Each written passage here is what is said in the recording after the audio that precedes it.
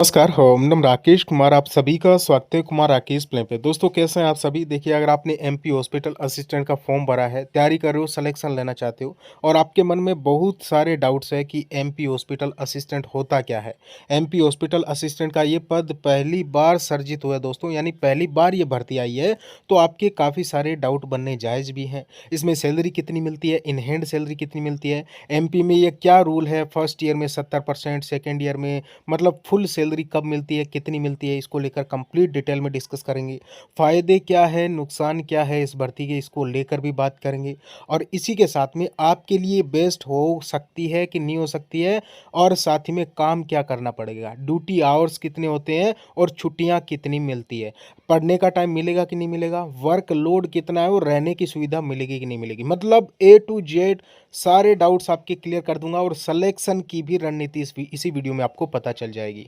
तो अंत तक देख लेना, देखिए तसल्ली से पूरा वीडियो देख लें, सब्सक्राइब कर लें, वीडियो को लाइक और कमेंट कर दें, शेयर कर दें अपने दोस्तों के साथ जो भी इसकी प्रिपरेशन कर रहे हैं। मैं आपको सबसे पहले बताना चाहता हूं एमपी हॉस्पिटल असिस्टेंट होता क्या है। ये नया पद है दोस्तों, जो कि एमपी की तरफ से, मध्य प्रदेश की तरफ से आपकी जो है वो मध्य प्रदेश सरकार की तरफ से, जो मध्य प्रदेश की सरकारी अस्पताल है, सीएचसी है, जिला अस्पताल है, उनमें आपकी ड्यूटी रहेगी। आपको बताना चाहूँगा आपका एग्ज़ाम 24 जून को है। सबसे पहले आपको एक चीज़ बताना चाहता हूँ, अगर आप सिलेक्शन लेना चाहते हो कम टाइम में, तो रामबाण आपके लिए है ये टेस्ट सीरीज़ विद्यापीठ जॉब प्रेप एप्लीकेशन पे। सिर्फ और सिर्फ ये नाम मात्र की टेस्ट सीरीज़ नहीं है, हूबहू प्रश्न छपेंगे, आप देखना जब एग्ज़ाम हो। अभी ऑफर प्राइस कर दिया 99, यानी 250 से ओनली 499 आपके प्राइस कर दी गई है, जो कि फर्स्ट 1000 कैंडिडेट के लिए। और इसमें है क्या, ये इंपॉर्टेंट है, हमने 15,000 प्रश्न आपको दिए हैं, ठीक है। जितने क्वेश्चंस ऐड हो सकते हैं हम और भी ऐड करेंगे, यानी एमपी बोर्ड और एनसीईआरटी की बुक्स के अकॉर्डिंग आपके कंप्लीटली आपके वेरी वेरी इंपॉर्टेंट जो क्वेश्चंस है बन सकते हैं, जितने बन सकते हैं सारे हमने ऐड किए हैं। मॉक टेस्ट है, फुल टेस्ट है, सब्जेक्ट वाइज टेस्ट सीरीज है। आप इसे ज्वाइन अभी करें, लास्ट टाइम में कम टाइम का रामबाण है। अगर आप कम टाइम में सिलेक्शन लेना चाहते हो तो आप एमपी बोर्ड की ऑफिशियल बुक्स को फॉलो कर लीजिए और इस टेस्ट सीरीज़ को दे लीजिए, सिलेक्शन आपका इसी से हो जाएगा।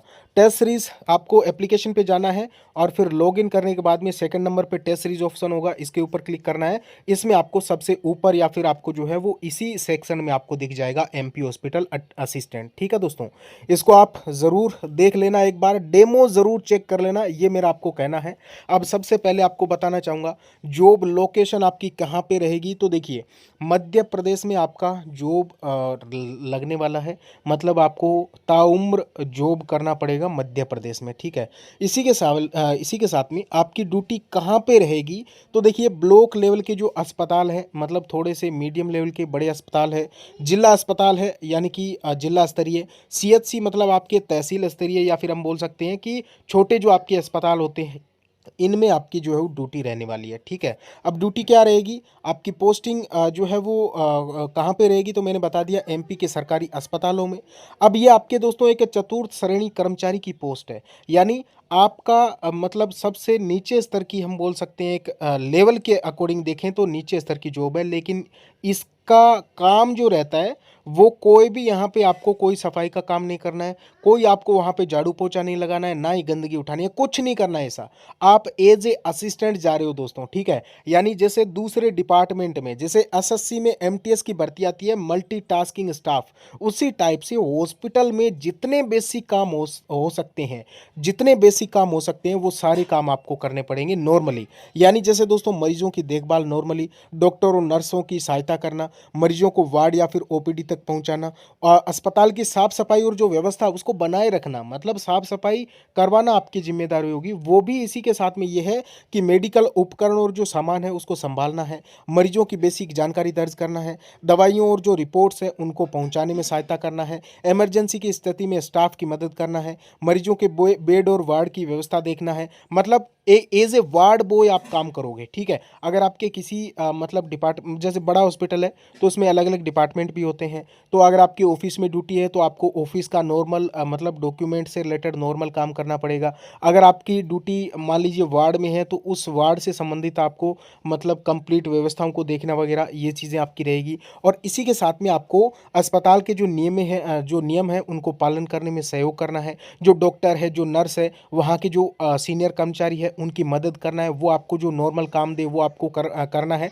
मतलब बेसिक काम है, कोई भी दिमाग पे वर्कलोड वाला काम नहीं है दोस्तों, ठीक है। इस चीज़ को आप क्लियर रखें। और अब हम बात कर लेते हैं कि एमपी हॉस्पिटल असिस्टेंट के फ़ायदे क्या है, क्या फ़ायदे हैं, क्या नुकसान है, इसको लेकर मैं आपको बताना चाहता हूँ। देखिए, सबसे पहली बात तो ये है कि आपको एक सरकारी नौकरी मिलती है। दूसरी बात, माइंड पे प्रेशर वाली जॉब नहीं है। वर्कलोड का मतलब ये है कि आपके माइंड का कोई भी प्रेशर वाला काम नहीं रहेगा।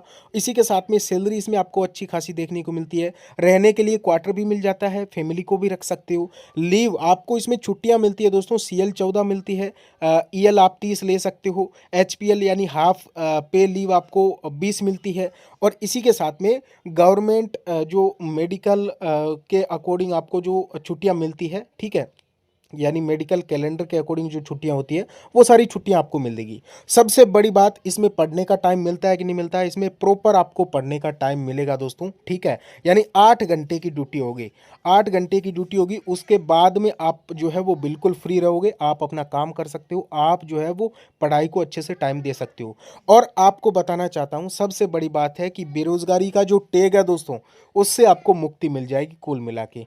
और आपको एक चीज़ इसका सबसे बड़ा फ़ायदा ये है कि ये आपकी एक स्टार्टिंग जॉब हो सकती है, जिसमें अगर आप एक बार लग गए ना तो उसके बाद में दिमाग पे ये प्रेशर नहीं रहेगा। आप फाइनेंशियली स्टेबल हो जाओगे दोस्तों।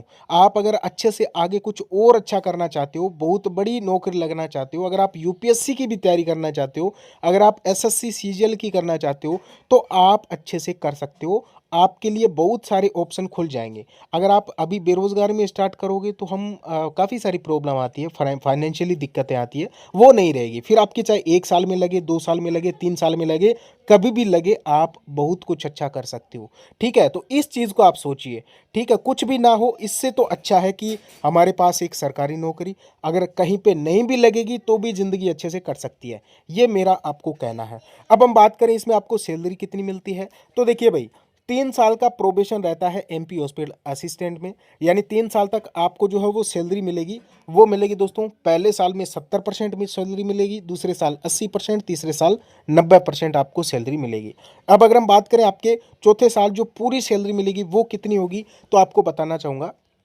इसका दोस्तों बेसिक पे है 15,500। उसमें महंगाई भत्ता ऐड होगा, उसमें आपके घर का जो अलाउंस है और कुछ अदर अलाउंसेस भी आपको जो है वो मिलते हैं। तो कुल मिला के आपकी जब कंप्लीटली ये प्रोबेशन कंप्लीट होगा, उसके बाद में आपको कम से कम 30,000 प्लस सैलरी आपकी बनेगी। एक चीज़ नोट करें, सैलरी इतनी शानदार आपको देखने को मिलेगी ना। देखिए, 8वां वेतन आयोग लगते ही छप्पर फाड़ने वाली है ये भर्ती भी। बिल्कुल टेंशन मत लीजिए, ये भी सरकारी नौकरी है और इसमें आपकी सैलरी चली जाएगी दोस्तों 40,000 प्लस। 8वां वेतन आयोग 100% लगेगा और वो 2026 से अगर काउंट होता है तो आपकी सैलरी काफ़ी बढ़िया ग्रोथ भी आपको देखने को मिल जाएगी। तो 40,000 प्लस आपकी सैलरी हो जाएगी जब आपका प्रोबेशन कंप्लीट होगा। और ये 8वां वेतन आयोग तो 100% लगेगा। तो बिल्कुल टेंशन ना लीजिए, सैलरी कम है, ये है, वो है, कुछ नहीं है। बस आपको कम से कम वो उल्टी बातें वही करते हैं जो तैयारी नहीं कर पाते हैं, या फिर मतलब उनको बेरोजगारी रहना है कुल मिला के। अभी देखिए नुकसान क्या है इस भर्ती के एमपी हॉस्पिटल असिस्टेंट की, आपको बताना चाहूँगा। अगर आप 15,000 से कम की प्राइवेट नौकरी करते हो तो जान खा जाते हैं। 15,000 अगर कोई देगा ना आपके, तो वो आपसे 50,000 का काम करवाएगा, ध्यान रखना। लेकिन सरकारी नौकरी में ऐसा नहीं है, आपको मस्त आराम से काम करना है, ठीक है। कोई माइंड प्रेशर नहीं रहेगा, कोई ऐसा काम नहीं होगा जो कि आपको बहुत ज़्यादा वर्कलोड हो। इसी के साथ में आपके लिए बेस्ट सरकारी नौकरी हो सकती है स्टार्टिंग की, ठीक है। अगर आप अब मान लीजिए 30,000 अभी कमा रहे हो तो फिर तो आपको इस जॉब की तो ज़रूरत है नहीं ना, ये जॉब आपको करनी चाहिए, ठीक है, मेरे हिसाब से।